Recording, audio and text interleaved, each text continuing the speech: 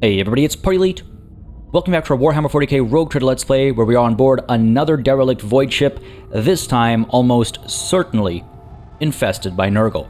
Let's be real here, we got mutants of all kinds, they're spitting venom, it's got to be a Nurgle-related infestation, and I'm a bit more wary about how this one's going to play out. I mean, last session's battle was very smooth, I'm very pleased with how that one went as we dealt with these mutants, so overall, feeling pretty comfortable, but who knows what the big baddie at the end of this one's going to be. Again, last time things almost went horribly wrong, and by last time I of course am referring to the other derelict void ship that we explored. So, once bitten, twice shy, I'm going to play it extra cautiously and just make sure everyone's taken care of as we make progress through this ship.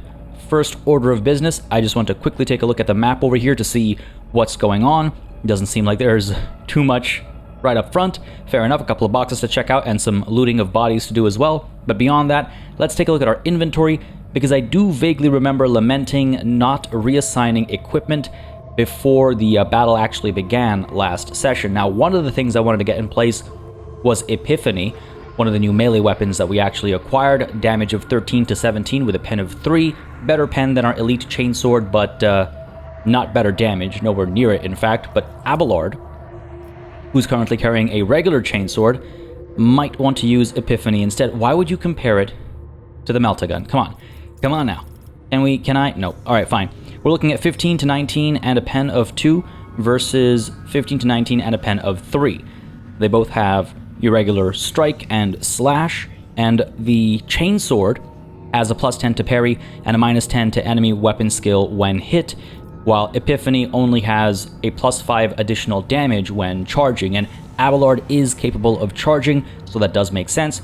I just wonder how much I'm going to regret having a weaker parry and not reducing enemy weapon skill when they're hit. I think we'll be fine. Let's go ahead and get Epiphany with Abelard over here. Should be a pretty cool looking piece of equipment. Yeah, I don't mind the look of that. Again, this is a power sword. It's not just a regular sword, even though it looks like it. There's no glow or anything going on right now. I guess it has a bit of a sheen to it. Would be nice to have that exaggerated a little bit, I think. But yeah, that's our first power sword. And I do believe this flamer is a replacement for Argenta's current flamer. So you can see how her flamer right now does 12 to 15 damage with a pen of 2, but it has 2 types of shots, stream and spray, whereas this one is maybe the exact same thing. Hang on a second. See, what I'm looking for is, if we take a look at our colony management, which if I press Y, it will not come up right now. I'm just not sure how to get that one flame weapon that we should have unlocked by now. It's okay, we'll take a look at that after we're done with this ship, I suppose. Overall, we've got Epiphany assigned. I don't think I'm too worried about particularly bigger creatures until maybe I feel like we're about to reveal the big baddie at the end. I don't know, there's a few things I have in mind with regards to a Nurgle-related potential boss at the end of this entire, side adventure. So for those targets, having extra damage against bigger creatures is probably not a bad idea. But for the time being, I think we'll probably be okay. Idira, what's your sniper rifle actually like? 14 to 18, pen of 3 versus 13 to 18 and a pen of 2. Smaller range as well on the hunting rifle. Let's leave it be as is for the time being, and maybe, yes, we'll switch to the hunting rifle when we feel the end of this investigation is nigh. Now, let's go ahead and take a look at some loot over here. Yes, there is some stuff to pick up, so hopefully it's some stuff of some decent value, and then we can take a look at some of the checks as well available in the area. So what do we got over here? Plenty of flak armor, fair enough. Ooh, flak chest plate. So that's, again, the icons are the same, but the actual items might be different. Not that the flak chest plate is, something I'm necessarily pursuing, but it is just important to keep in mind. We have a knife over here, a chain knife specifically, another sword over here, and these are all regular swords as well, I assume. Yeah, 11 to 14 damage, 0 pen, plus 10 to parry, minus 10 to enemy weapon skill when hit. All that stuff is irrelevant to us. We're so past that, none of that really matters. So let's pack all that as cargo, and let's go ahead and take a look at what other loot there is to pick up. No more loot, but there's a tech use over here. Very curious about if that's like a hidden latch or something. Let's go ahead and explore everything else before we take a look at that. Oh yeah, it looks like oh, you know what? It's a safe. All right, that should be safe to investigate, but we'll do that after we take a look at everything else. Over here we have books and items of luxury. The legality of some of them is questionable, but the Navis Nobilite often turns a blind eye to such diversions. I'm already uncomfortable on this ship, but was it a matter of things going sideways, as this graffiti perhaps implies, or was it the result of an organized cult forming and taking control of this ship, right? I'm not exactly sure which way things went down. There's some goods up over here, so let's investigate that, and we'll take a look at some of these lore situations as well before we take a look at that tech use. We got a multi-key over here, definitely going to take that, thank you very much. And we've got rot gut and depleted batteries. Sure, cargo, it shall be. Seems largely useless, but what's going on down over here? We investigated something down over here, but we didn't investigate this. The sweetish smell coming from the dead body seems odd, and the blood has an unusual hue to it. Yeah, look, it's all modifications and changes to organic entities. It screams Nurgle. It screams Nurgle. And what do we have up over here? Let's take a look at this too.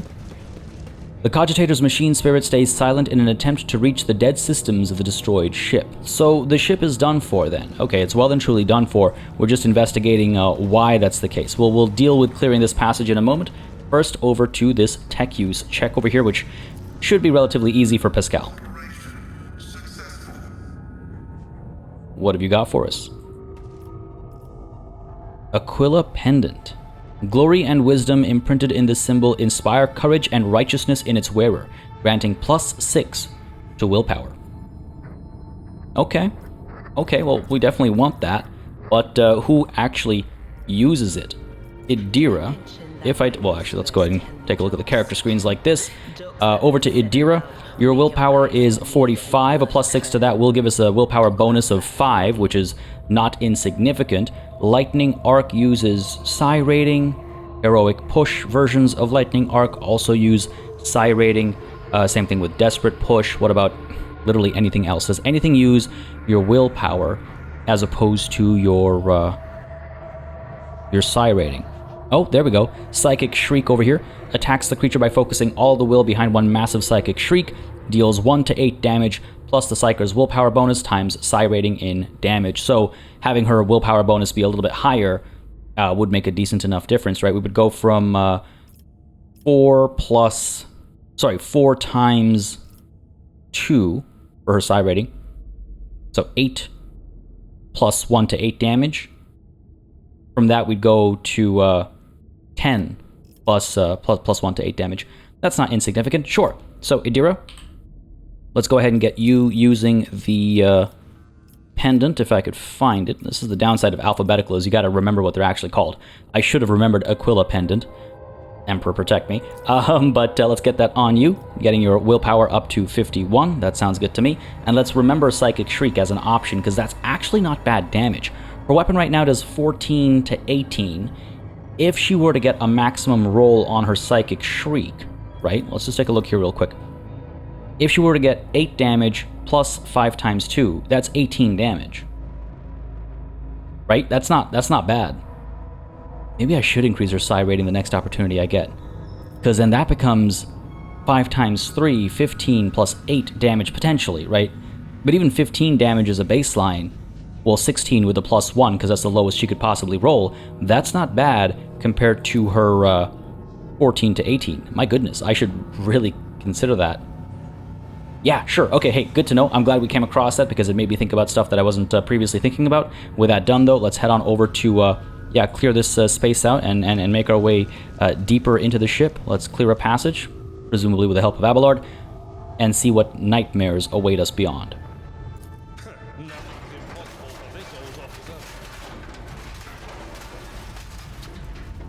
Well, we're definitely not being stealthy. That was a huge ruckus. My goodness, that was absolutely massive. All right, we're okay. What's the worst that could happen, I say, as we come across this scene here. Now, these two mutants don't seem to be aggressive, which is curious. And they are, up to something strange here. Can't tell what it is, but it's almost certainly problematic. Lots of dead bodies over here, nothing to investigate. Let's creep on up a little bit further. Mutated crewman, another mutant up over there. These guys aren't aggressors, though. They're not enemies, at least not yet. So let's see what they have to say, I suppose. Oh, here we go. Close ranks! Do not let them get to the sarcophagus! Oh, this guy down over here having some trouble, but overall, these glorious defenders seem to be doing all right. Actually, these numbers are getting kind of tight. But, of course, psychic powers will turn the tide. Impressive. Very impressive. I really wonder if that was dice roll based or if that was predetermined. Nonetheless, lots of bloodshed. At least there are some survivors on this ship that seem to be on the right side of history. Let's go ahead and investigate the situation a bit further. Let's also take a look at what some of the stuff is en route, obviously. The Navigator's throne. The handles are extremely worn, with visible marks left by nails, evidence of the terrifying hours spent locked in battle with the power of the warp. Oh man, that's pretty cool. That is pretty cool. Pretty cool to have the Navigator's throne actually like visualized like this and stuff. A lot of loot over here, which we should perhaps investigate, though maybe it's a good idea to have a conversation with this Navigator first and understand what's going on with this sarcophagus as well, right? So over to the Navigator we go to try and understand the situation. The leader of the ravaged ship's crew wipes the sweat from his brow in a motion characteristic of navigators, not with his whole hand, but with 2 fingers moving from left to right and back, so as not to touch his third eye by accident.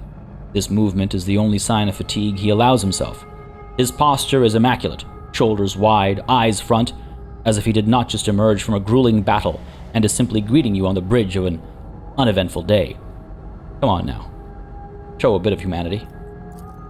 My greetings, your lordship. There is no need for introductions. I know the heirs of the von Valancius line by sight. I am Hann of House Cassini, the navigator on this vessel, and, as the senior surviving officer, I assumed command after the incident. Lady Navigator, what an unexpected and pleasant meeting, considering the circumstances. Hann decorously dips his head to Cassia.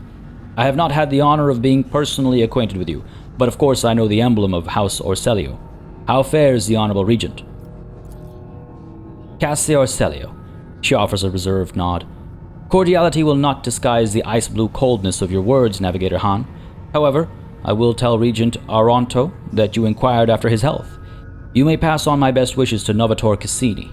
And now, let's set the pleasantries aside. I'm sure the rogue trader would like to ask you a few questions. Indeed, more than a few even. As Hann speaks, others glare at you with dour attention. Up close, you can plainly see that every one of them is a mutant. Their faces and bodies bear the mark of incredibly grotesque deformities, the same as the muttering madmen who attacked you. However, Hann's associates seem perfectly clear-eyed, showing no signs of madness. Well, again, and as always, we will first speak to them, try and glean some information and understanding of what's going on, and then judge them for having been tainted by chaos. Perhaps they were able to resist, perhaps they're actually in the clear and we can have them sanctioned or something, but definitely a little concerned about the current state of things. We'll need to learn more before we can make a decision, though. What happened to the ship and the crew, Hann? The ship is assigned to the port of Dargonus. Some time ago, the captain was instructed to deliver a package, urgently by hand, to you, your lordship. We were even shown a pict of your face. The navigator's voice seems calm, yet there is tension in his eyes which are trained on you. This is extremely mysterious. The disaster struck during the warp jump. I will never know all the details as I was preoccupied with my primary duties, but for some reason, the captain decided to open the package. That, as you may have noticed, had a most destructive impact on the crew. Hann frowns. The package contained a chaos artifact, a chaos bomb, if you will. The moment it was removed from its protective cocoon, the crew began to lose their mind and mutate. The first to be afflicted was the captain and the senior officers, but the effect spread with incredible speed. Every deck was subsumed by it, every last one. The raging mutants, no longer sane, damaged many systems. The ship was in distress and would have almost certainly been destroyed had it not resorted to making an emergency exit from the warp. A likely story. The people you see here are the only survivors, or rather, the only ones who were able to retain both their lives and sanity. I gathered everyone I could, isolated the source of danger, and sent out a distress signal. We were adrift, waiting for help to come and fighting off mad crew members. Then, you arrived. Well, this is curious. Why was this thing destined for me? Me specifically. Not the lady before me, but me. Again, it could be related to stuff that happened during the first act that we're not privy to, but I'm definitely curious. So, the Chaos Bomb package was meant for me. Who's the sender? Yeah, am I thinking exactly? I'm not privy to this information, and I'm afraid that no one was, save for the captain, and he can no longer be questioned. All I know is that the order came through the private channels of your trade empire. Hann pauses, then adds bluntly, almost brazenly. Your reaction suggests that you were not expecting a package of this sort. That is good to know. I have almost convinced myself that the rogue trader deliberately collects chaos artifacts. Excuse me? That is a serious accusation. Do not dare accuse me of colluding with chaos. Do not even suggest it. That's where I'm leaning right now, but what else can I say? I'm not tainted by chaos, and I knew nothing of this package. I give you my word as a rogue trader. Seems a little soft, considering the accusation. The affairs of a rogue trader do not concern you. Do not trouble yourself with needless questions. No. We gotta make it crystal clear. Do not dare accuse me of colluding with chaos. Do not even suggest it. I beg your pardon. I am too tired to speak diplomatically. However, that leaves us with only one explanation. Intentional sabotage. Someone wanted all of this. Hann makes a sweeping gesture at the destruction and the corpses of crew members around him. To happen to your ship, not ours. Yeah, I feel like one of the other big houses was perhaps involved. This would be a great way to destroy my ship, potentially have me eliminated, and if not that, then at least destroy the reputation of my house, right? So, a very, very clever maneuver here by someone who's definitely willing to toy with things like this. Were you not affected by the mutations and madness? Well, that depends. I was born a mutant, you see. Hann smiles, grimly and warily. Navigators are taught to resist the influence of chaos, and so I have been as best I could. But I will be frank with you. I cannot be certain that I've avoided it completely. There have been no visible indications. Yet. Oh, succeeded in an awareness check there. All signs point to Hann telling the truth, but you also notice clear evidence of just how difficult it is for him to struggle against the corruption. He's extremely tired, practically exhausted. Well, okay, that's promising. He again has a bit of an excuse, right? He's one of those, again, sanctioned mutants. His mutation is acceptable to the Imperium and, by extension, of course, myself. Where is the artifact now? The tension in his posture and gaze becomes even more noticeable. I have placed it inside a protective sarcophagus, more reliable than the previous repository. Unfortunately, an artifact as powerful as this one could not be destroyed under these circumstances, or, rather, I had no assurances that it would not disintegrate every one of us and scatter us across several light hours of neighboring space. But once we are off the ship, I will absolutely find a way to destroy the vile thing. I don't know if I trust him to do so. I could say that I would like to take a look at the artifact. Okay, that's an interesting call. That is a huge risk. Am I willing to take it? Alternatively, face it, Hann Cassini. You can't leave this ship. The corruption of the Chaos Bomb did afflict you, albeit not as strongly as the others. And you know this. I can tell by your reaction. I feel like that might be necessary. Might also be the result of our successful awareness check there, right? I really like when those checks happen and come through. It's just that extra bit where, you wonder what would have happened differently had you failed. Alternatively, again, we can say, using our persuasion, trust me, I will take the sarcophagus that holds the artifact and deliver it to those who can destroy it safely. Or I can attack them because they've all been tainted by chaos, and I can offer them death to the mutants. Here's the thing. Option number 3 almost sounds like I'm willing to use the artifact. Maybe. Or, there's no reason to believe I'm lying. It's a persuasion check, not a deceive check, so I'm not necessarily lying. Question is, do I want to just be forthright with Hann over here? He can't leave.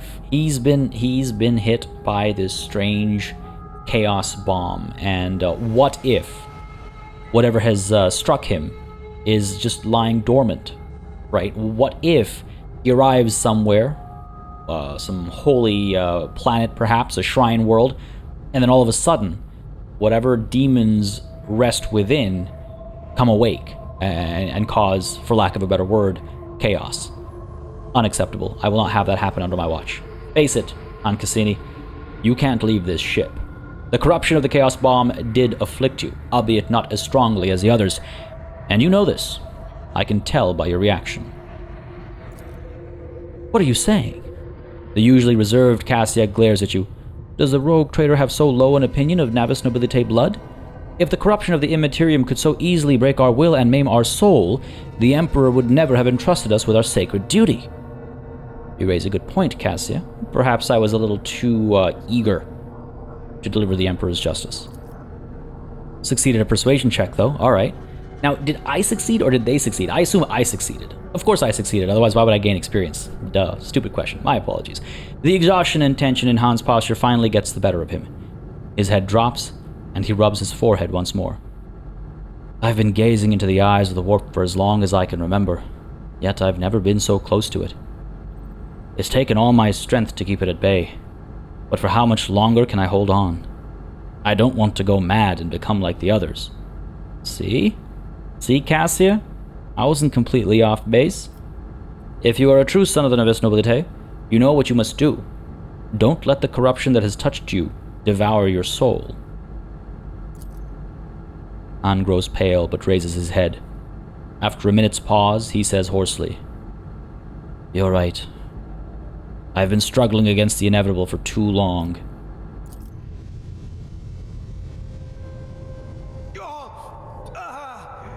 Just give me a respite. Why can't I see what happened? Why did it pan away? Nonetheless, Argenta speaks. A noble choice, whispers Argenta. Her eyes are wide and gleaming with sorrow. He chose death over letting the corruption consume him entirely. He's abandoned us. Everybody has. You see fear and despair in the eyes of the mutants, now leaderless, shuddering. They reach for their weapons.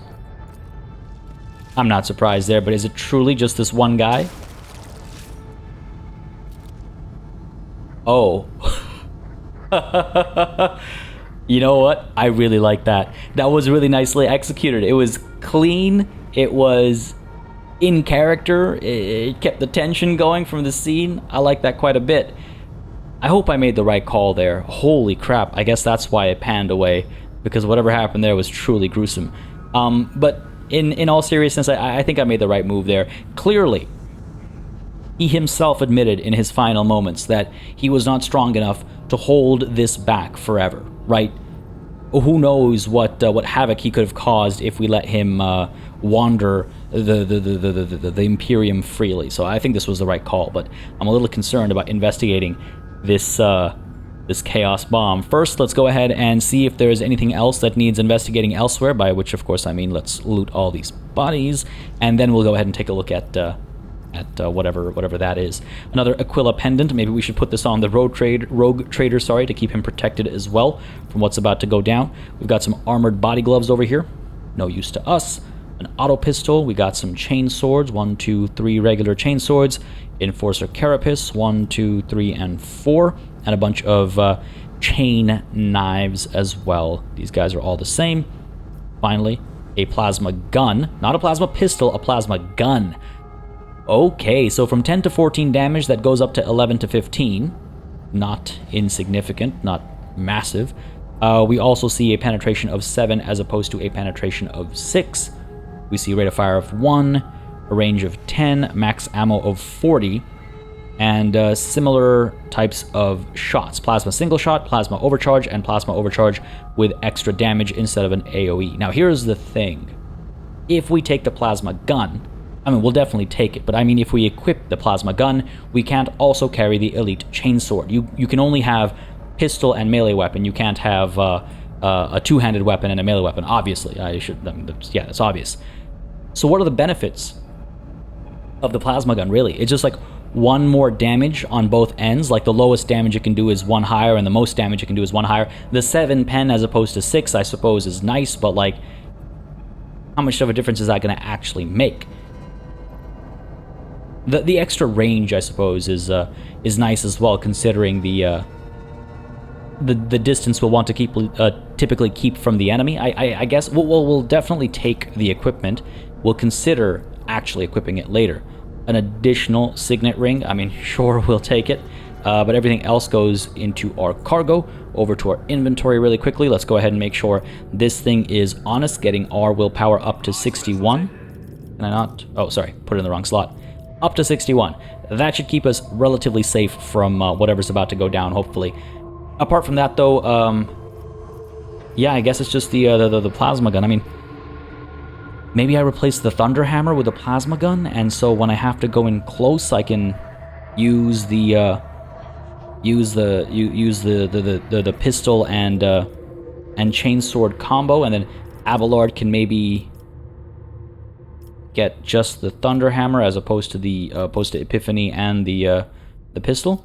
Epiphany does 15 to 19. The thunder hammer does 11 to 14. Maybe this thunder hammer isn't worth all that much. It's been nice, but you know, it's not all that capable. Tempting, very tempting. Very tempting. We also have the shotgun for 15 to 18 damage, should we ever find ourselves in close range.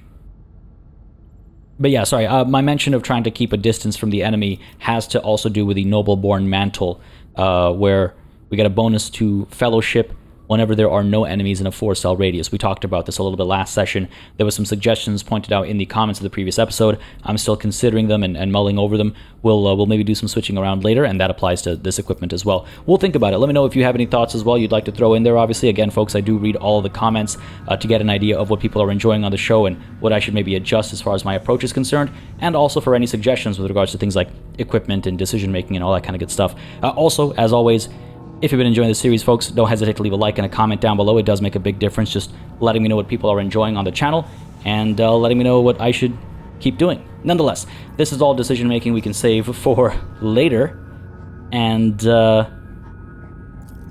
think it's time to take a look at this artifact container. Is there anything else that needs investigating first? No, it looks like everything else has been... Oh, there's a bit of loot over here. Let's take a look at all this stuff first, in case there are more, you know, pendants and stuff to protect us. Why can I not highlight... Oh, there we go. That was strange. No, this is all regular stuff. Yeah, okay. Pack as cargo. And let's take a look at these goods over here as well. I mean, the Aquila pendants didn't help them, so why is it going to help me? Melta charge is going to help me in some, you know, way or another. And all this stuff can be packed away as cargo. Alright, cool. Time to actually take a look at this thing, I think, because we've investigated everything else. I really hope this doesn't... I don't know, permanently mutate us or something. Fingers crossed, folks. Fingers crossed. Moment of truth. The container is covered in a fine ornament of symbols, among which the seal of Nevis Nobilite and the personal coat of arms of House Cassini stand out. The container is closed and sealed, but the lock does not seem particularly tricky. Oh man. Oh man. Do we unseal the container on board this ship where the damage has already been done? Perhaps deal with the consequences, though I really should have positioned ourselves better, and I should have swapped in the hunting rifle as well in case this is something truly terrifying. We succeeded our demolition check. We give the order to lay the mines. We have sufficient resources and knowledge. We'll destroy this thing along with the ship, or we can take the artifact along with the container. What is the right call? I'm really racking my brain over here. What would I do? What would Mr. Trader here do? We've been extremely loyal to the Imperium. We have destroyed Xenos threats. We've destroyed heretical threats. We've destroyed demonic threats. We've never hesitated before.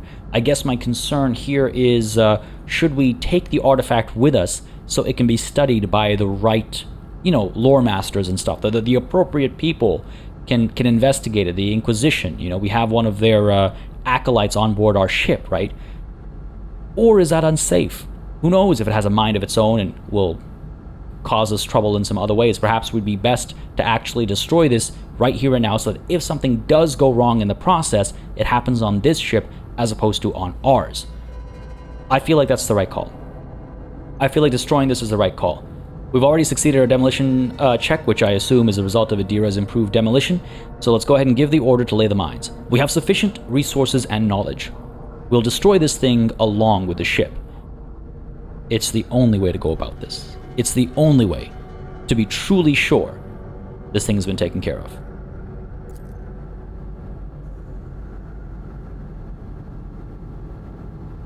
Anything? I guess once we leave the ship, perhaps we'll actually set the mines off. But I definitely clicked the right button there. We already succeeded our check. We did, in fact, give the order to lay the mines. All right, cool. So we leave, and we set the mines off, and hopefully everything will be okay. Now, just to play it safe, we're going to take a look at Idira. We're going to go ahead and give her the hunting rifle, at least temporarily. You know what? Actually, she should probably just have the sniper rifle and the hunting rifle, just carrying two really gorgeous-looking sniper rifles, as opposed to anything that she'd use in melee, because she's never actually going to be in melee. So, I mean, I guess unless things go horribly wrong, so why bother? All right, cool. All done here, and let's see what happens on our way out. Hopefully we'll be able to leave without any trouble. Seem okay so far. Nothing yet. We've already investigated everything here. My rogue trader there screaming victory awaits made me extremely nervous. Literally felt my heart skip a beat there. We've investigated everything over here. Was there anything to investigate up over here?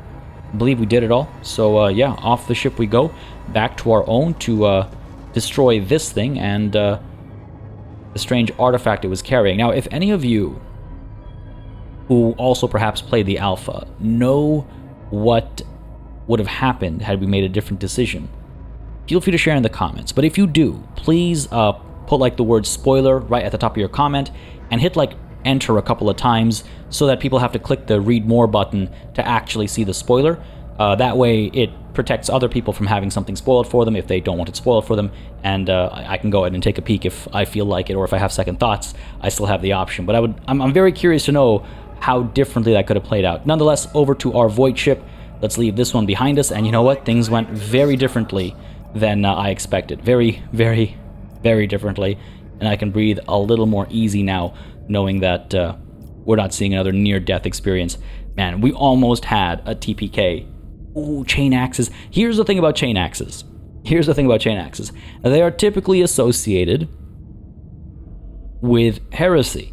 They're typically, if my memory serves me correctly, if my lore knowledge is still accurate, the chain axe is basically like a symbol of Khorne.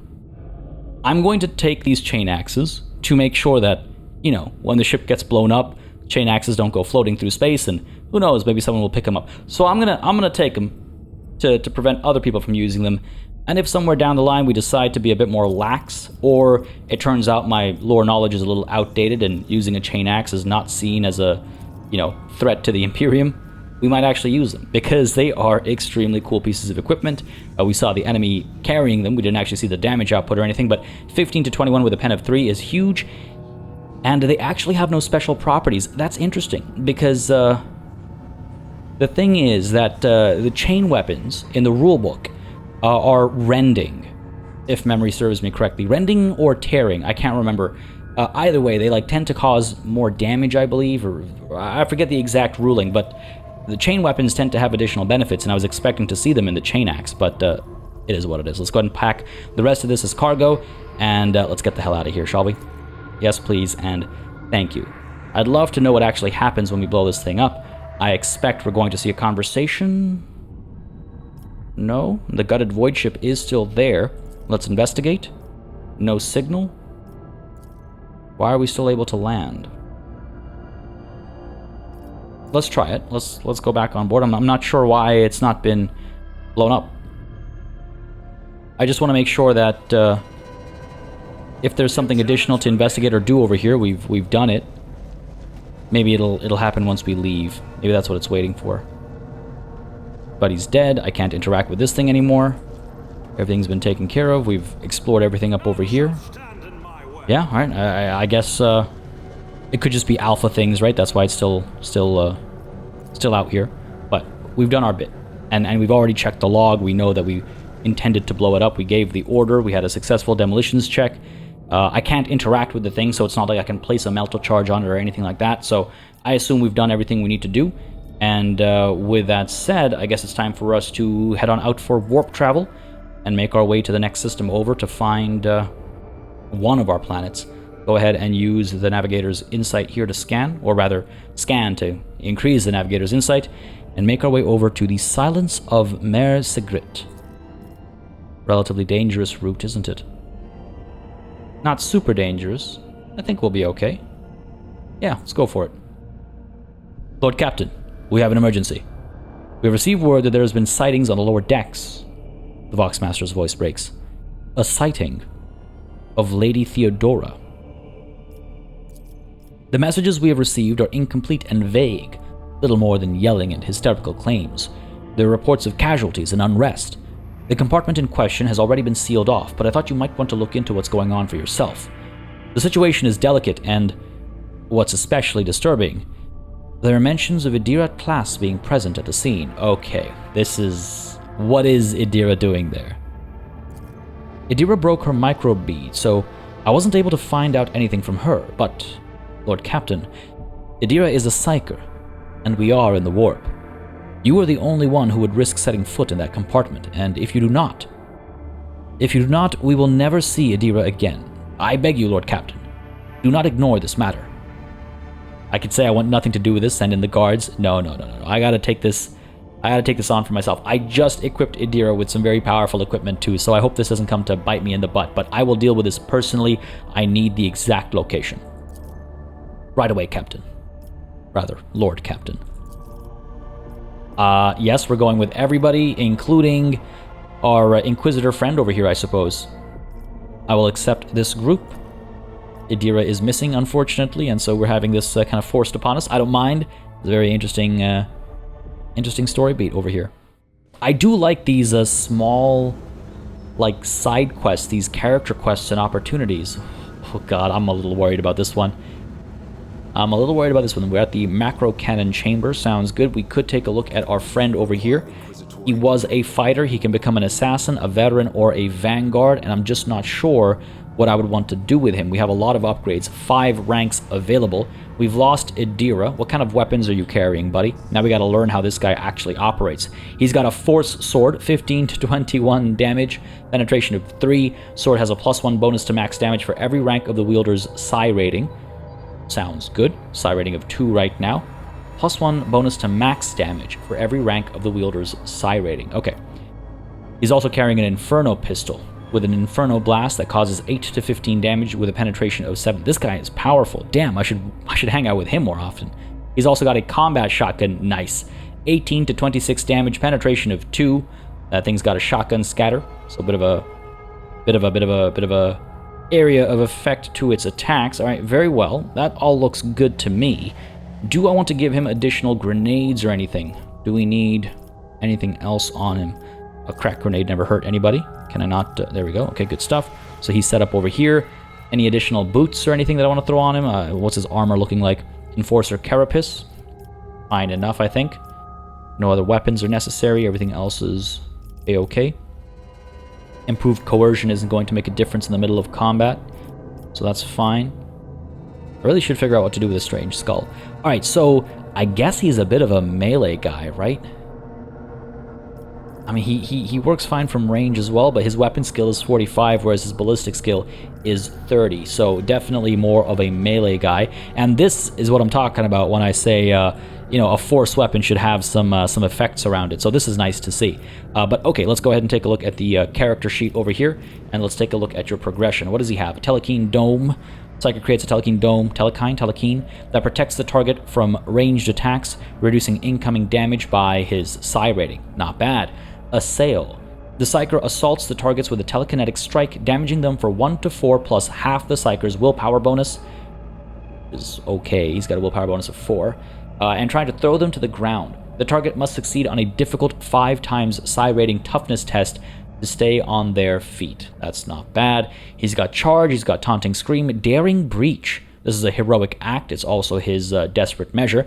What does it do here? The fighter strives to reach the target at any cost. Gains plus 20 plus 2 times fighter's agility bonus to movement points. Are you for real? That's huge. This guy's definitely a melee boss. Forceful Strike we're familiar with. Medicaid Training we're familiar with. Endure we're familiar with. Fighter is just his, like, his career. Disarm. Forceful Strike also decreases weapon skill and ballistic skill of an enemy by 5 plus the fighter's strength bonus. His strength is pretty good. Menacing Presence, increasing difficulty of willpower tests against Taunting Scream. Additionally, decrease weapon skill and ballistic skill of afflicted targets by 5. Oh, damn. Brotherly Shoulder. Endure grants +3 absorption for each ally near the fighter. Near by how much? This guy's pretty dope. Guy's pretty dope. But yes, progression. What makes the most sense? I can't remember who has what kind of, like, capability. Abelard has improved quite a few of his weapon skills, right? Melt-a-Weapon Expert could have had something else. He improved his ballistic skill, could have improved his weapon skill, I believe. Ready Go would probably be helpful. Extra action point, and then I forget what this was. Alright, Adira I can't look at, but Pascal I can look at. Pascal is an assassin as well. He got Extermination Mark, then he got... can't remember what this was. Plasma Weapon Expert, okay. In my sights... I feel like Veteran is the right call, then. I feel like Veteran is the right call. What was Vanguard? Who is our Vanguard? I don't think we have a Vanguard. Unyielding Beacon. Whenever someone attacks a Vanguard, Unyielding Beacon ability gains 1 stack up to a maximum of such and such plus weapon skill bonus stacks. We can choose an ability nice and early. Fight Me. Okay. Disposal over here. Provoke an attack of opportunity from everyone except for the Vanguard. Interesting. Defensive Stance improves our bonus to parry. Wall of Rockcrete gets us and our allies within a range stacks of Unyielding Beacon. I'm just not sure what the right call here is. Hallucination, jeez. Dominate. Just not sure. Maybe we should go with the Vanguard. Why not? Why are we spending so much time on this? My apologies, folks, but it just feels...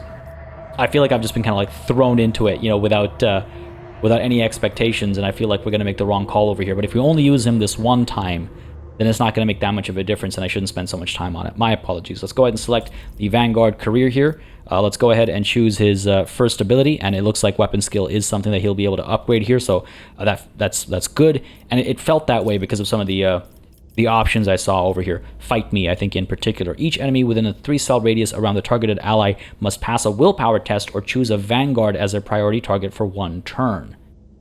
Alright. The ability can be applied on allies affected by voice of command ability from any distance. So it's a good way to make sure that a weakened ally isn't focused on. Okay. Telepathy Discipline. Basic power, Psychic Shriek. So we could get that same Psychic Shriek that Adira had, or has, onto Heinrichs instead.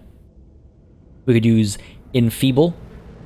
We weaken the target, reducing their strength by 10 plus 4 times psi rating, making them unable to perform attacks of opportunity for 1 plus psi rating turns. Not bad. And then there's Foreboding, which we are familiar with. It's come in handy a couple of times, but not really too focused on that right now. We got Misfortune, Iron Arm, Warp Speed. All these are locked. Why? Hallucination. Requirements has hallucination. That's not how that works. We could increase his psi rating as one of his early moves, or Disposal. The targeted enemy immediately provokes attacks of opportunity from everyone except for the Vanguard.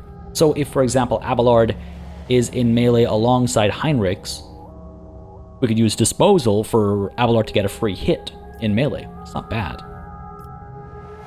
That's not bad. You know what? That's kind of tempting.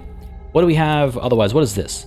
Whenever someone attacks a Vanguard, Unyielding Beacon ability gains 1 stack up to a maximum of whatever. So what does Unyielding Beacon actually do? I suppose we won't find out until later. Fine. Let's go ahead and get Disposal. Hopefully we'll remember to actually use it and align Abelard and Heinrichs together accordingly. Tempting to get a psi rating boost, but maybe we'll do that afterwards. But Disposal for now. Accept that. Thank you.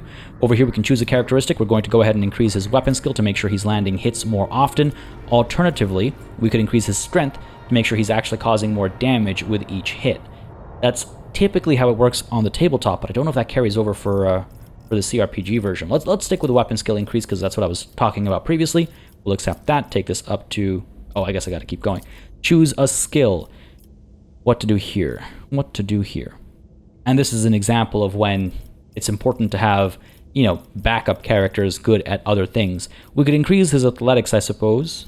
Makes the most sense for someone who's going to be running around and fighting in melee, I suppose. So sure, let's up your athletics. And then we've got a talent. Camaraderie. Applying voice of command ability on an ally at an adjacent cell refunds 1 action point. Not bad.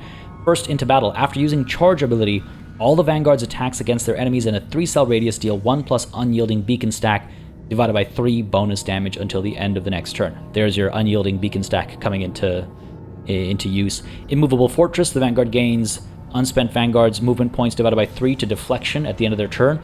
Oh, so if he's standing still and just fighting in melee, it improves his deflection. That's not bad.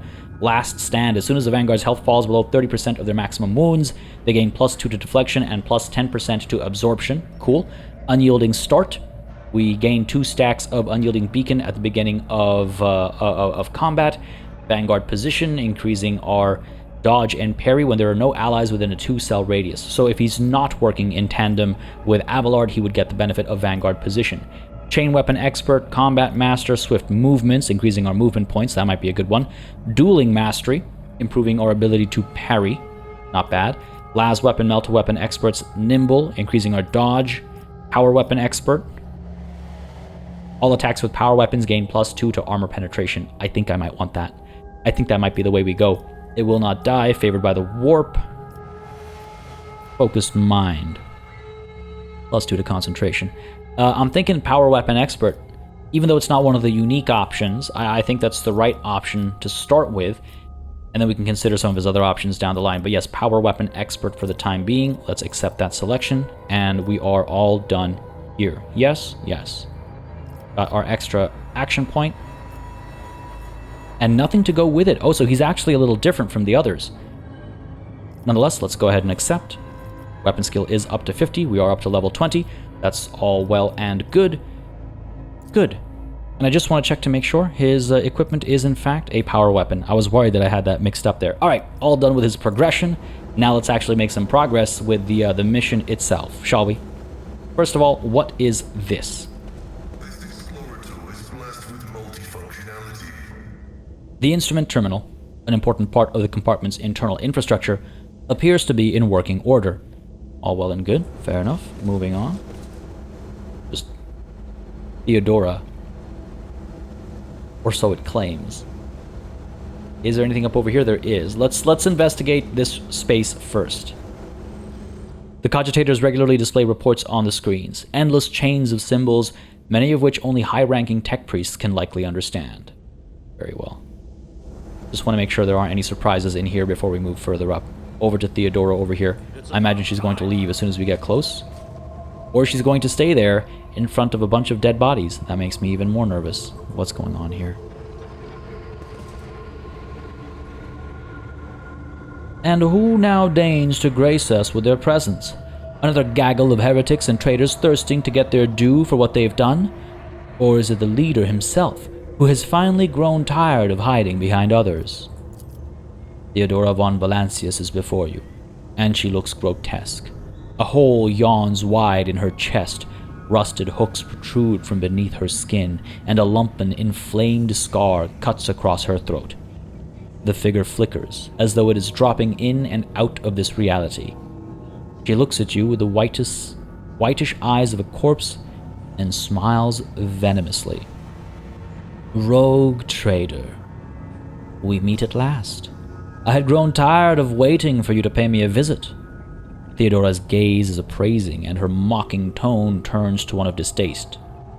Indeed, the centuries of selfless toil and effort, and everything I left behind has gone to this non-entity.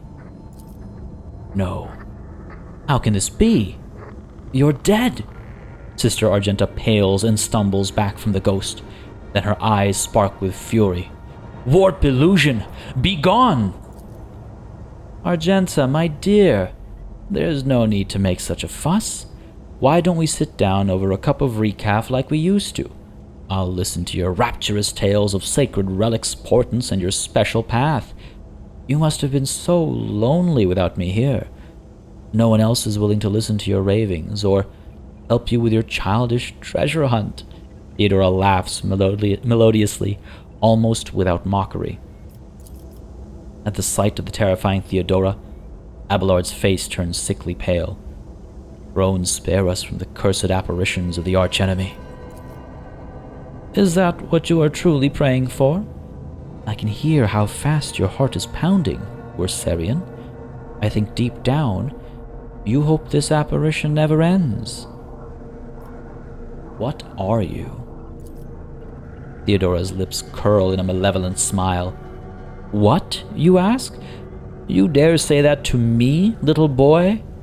I am Theodora von Valancius Massimo of Scarus, rogue trader of the Imperium and commander of this void ship. Alas, my glorious voyage through life was ended in the dullest possible way, by death. A nuisance I staved off as long as I could, but do not weep for me, my boy. I am still keeping an eye on my property, and punishing all those who failed me. Theodora bares her rotten teeth in a snarl, her laughter piercing. What do you want with me? Why were you waiting for me? Or am I more curious about where Idira is? What have you done with her? Me? What have I done with Idira? Theodora laughs mockingly. All I did was turn that little mutt from the fringes into a true Imperial. I gave her toys, I cleaned up after her antics, I provided her with everything she could ever dream of. Oh, I had great plans for poor little Idira. What do you want with me? Why were you waiting for me? Theodora warily rolls her eyes. Matters are so dire that the pleas of one of my servants breached death's veil to reach my ears. How could I ignore such a desperate cry for help, and from my little Idira no less? And once I appeared here, of course I had to meet the pretender who has allowed this deplorable state of affairs. What is going on? Is anything she is saying true? Has Idira been displeased with how things have been going lately? Was she crying out for help, or are these just lies that Theodora is feeding us to make us feel uncertain and insecure? I can tell her that she is not Theodora. Theodora is dead, and there is no coming back from that. I can say that I'm sorry we could not help you, but you do not belong here, or I can send her back into the abyss that she crawled out of. Now, we are traveling through the warp, so there is reason to believe that this is indeed, yes, a hallucination born out of the warp, some demonic entity. Clearly, it's not just a hallucination, actually, because it's had a physical manifestation. People have died. I will send you back into the abyss you crawled out of. No. No. Because that is perhaps ignoring the fact that this is not Theodora. And I want to make it clear for the rest of our party as well that we don't think this is Theodora. You are not Theodora. Theodora is dead. There is no coming back from that. I'm dead? How is that? I am no different from those who have not yet crossed the divide between reality and eternity. I see, I speak, I remember the sins you all committed against me, and for all those who failed me, I have already begun exacting my retribution. I truly am Theodora, the remnants of herself that she left behind in this world. I am an echo of her memories, preserved in the minds of those who cared for her. I am the taste of tears spilled from the unsaid and the undone. I am the terror of she who failed to turn the tide of fate and who refuses to look truth in the face. I am as real as the human passions that bring worlds to ruin. If you are Theodora, then tell me, who really killed you? Oh, wouldn't you like to know the answer to that question? I don't even know which would be more satisfying, to give you an honest answer or leave you to languish in your ignorance. We'll see how you conduct yourself, little boy. I feel so conflicted. But deep down I must believe that this is not Theodora. This is some warp entity using our weakness against us. I will send you back into the abyss you crawled out of. You? Of all the people to ever threaten me, you are the most pathetic, boy. All that you possess now was given to you in error. You are unworthy of such a generous gift, and you are incapable of holding on to it. I am here to seek retribution against all who failed me. My brainless crew, my useless officers, my pathetic servants who turned their backs on their mistress in her darkest hour, and worst of all, you, my dear heir, you who have undeservedly claimed the warrant and everything else that is mine. I will drag it all to hell with me, including you.